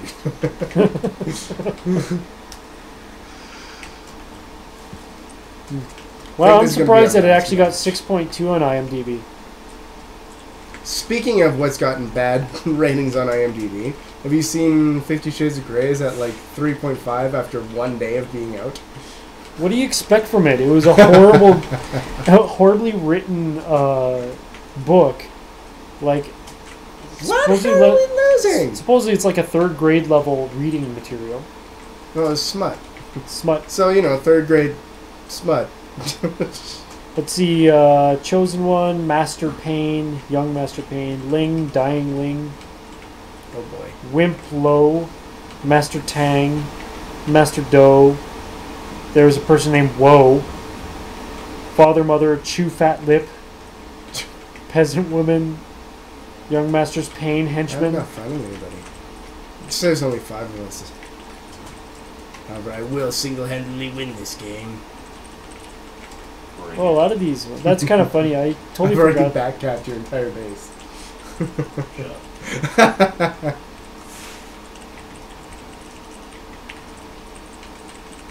Yeah, that's such a stupid movie.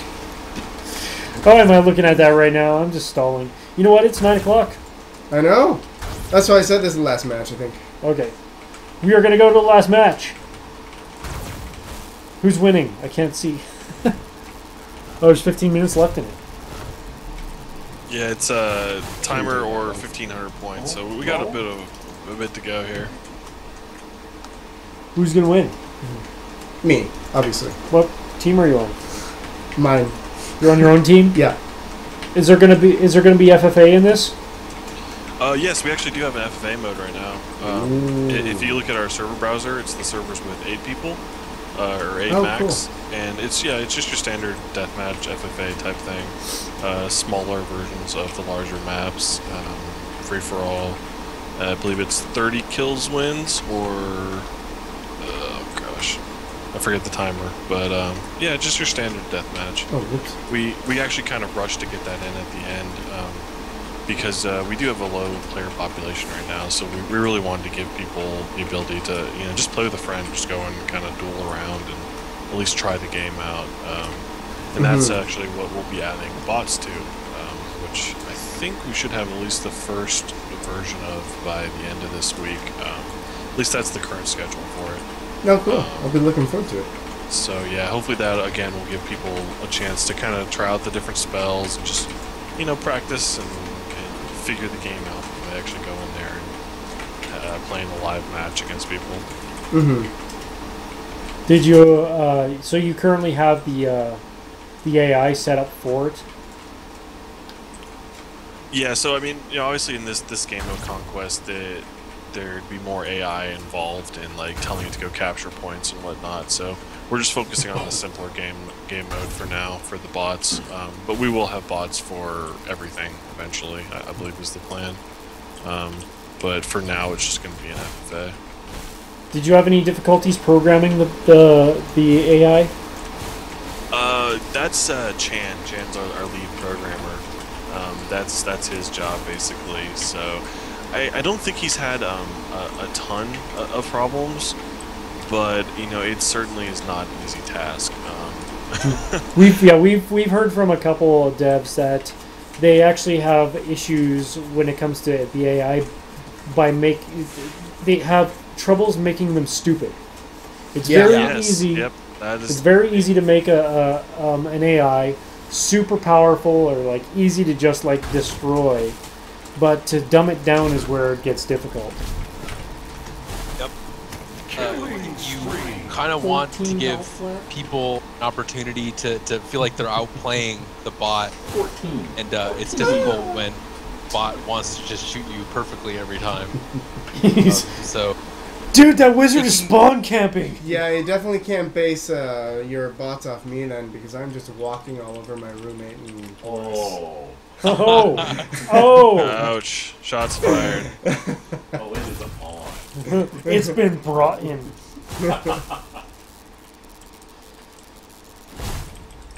Are you guys on opposing teams, hopefully? Yeah, they're both against me. Oh, yeah. They're beating me for the long-term game, but, I mean, I'm still kicking the crap out of them.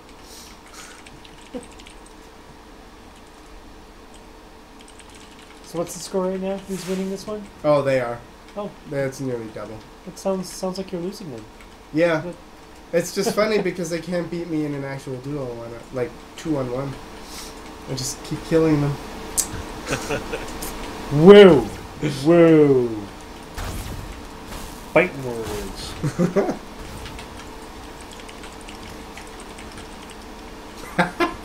Well, it's a good thing that I'm not. Ow! It's a good thing I'm not running away from you. It's a good thing I'm not on either of your sides, or else I would just screw it all up. Oh, there, you finally captured all the points. Congratulations. Do you get points for killing your opponent wizards? On the scoreboard, yeah, you get points for killing wizards, and you also get points for control or capturing points.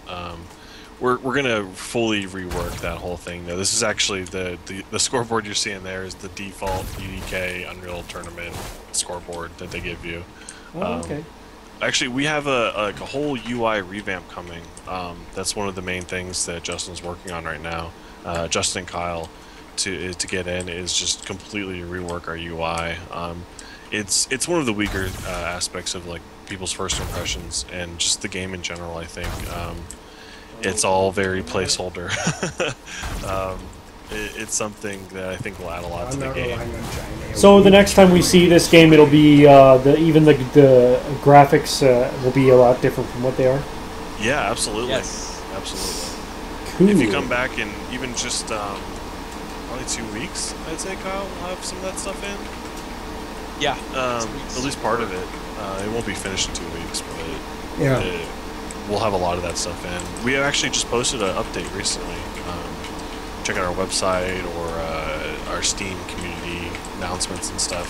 Got a preview of what that's going to look like, and I'm really excited about it. It's something that it adds a lot to the game, you know. And that's actually something that we've been really excited about. Is we still have a lot of work to do, and we feel like the game's already in a pretty good spot. So it's really exciting to think like how much further we're going to be able to take it. Mm-hmm. Well played. Good game. Oh, there's so many deaths though. All the Count up GGs. those scores? Is that 3 times as many deaths as me? That's kind of crazy. That's like 3 deaths for every time you killed me. Oh God, he's gonna kill me in my sleep tonight. All right, we are gonna have to call that though. With all the updates you guys have coming out though, I'd love to stay in touch and maybe talk with you in a month or month and a half or 2 months. See what happens around then. But we'll keep all that off screen. We don't need to say anything on screen. I want to say thank you so much for joining us on the call, and thank you for showing us Grimoire Manastorm. For everybody that hasn't picked it up yet, you can pick it up on early release on Steam right now. So make sure to head over there and try and take me on, because I am the undefeatable wizard. Oh!